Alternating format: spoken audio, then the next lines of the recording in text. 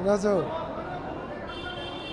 కోటి సంతకాల సేకరణలో భాగంగా కోటి సంతకాలు సేకరించిన తర్వాత మా కర్నూలు జిల్లాలో 4,03,000 సంతకాలు సేకరించి ఈరోజు ఒక పెద్ద పండగ వాతావరణంలో పెద్ద 7 నియోజకవర్గాల నుంచి సమన్వయకర్తలు, కార్యకర్తలు, నాయకులు అందరూ కూడా ఈరోజు పాల్గొని ఇక్కడ పెద్ద ఎత్తున భారీ ర్యాలీతో కర్నూలులో ఎప్పుడు జరిగినటువంటి భారీ ర్యాలీతో ఈరోజు ఆ కోటి సంతకాల వాహనాన్ని వీడ్కోలు పలకడం జరిగింది.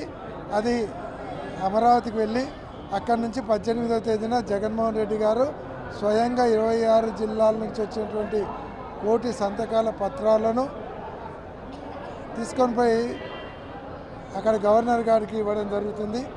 కాబట్టి ఈ కార్యక్రమం అంతా కూడా రాష్ట్ర వ్యాప్తంగా ఒక ఉద్యమంలాగా జరిగింది.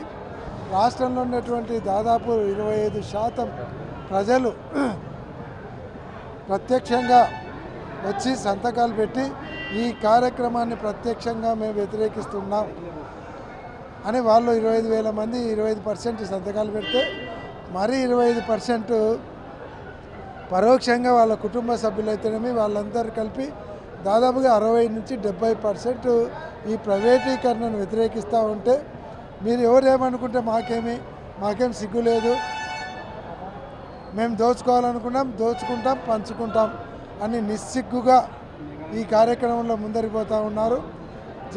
గవర్నర్ గారు కలగజేసుకొని ఈ కార్యక్రమాన్ని క్యాన్సిల్ చేయాలి. అప్పటికీ గవర్నర్ మాట వినకుంటే చంద్రబాబు నాయుడు గారు సుప్రీంకోర్టులో పిల్ వేసైనా సరే ఈ కార్యక్రమాన్ని ఆపుతాం, లేదంటే ఢిల్లీ స్థాయిలో ధర్నా కార్యక్రమం పెట్టి జాతీయ ఉద్యమంగా దీన్ని ముందరు తీసుకుపోయి ఈ ప్రైవేటీకరణ, ఈ మెడికల్ కాలేజీల 10,000 కోట్ల విలువైన ఆస్తులను దోచుకునే కార్యక్రమాన్ని ఎట్టి పరిస్థితులలో జరగనీయమని మేము హెచ్చరిస్తూ ఉన్నాం.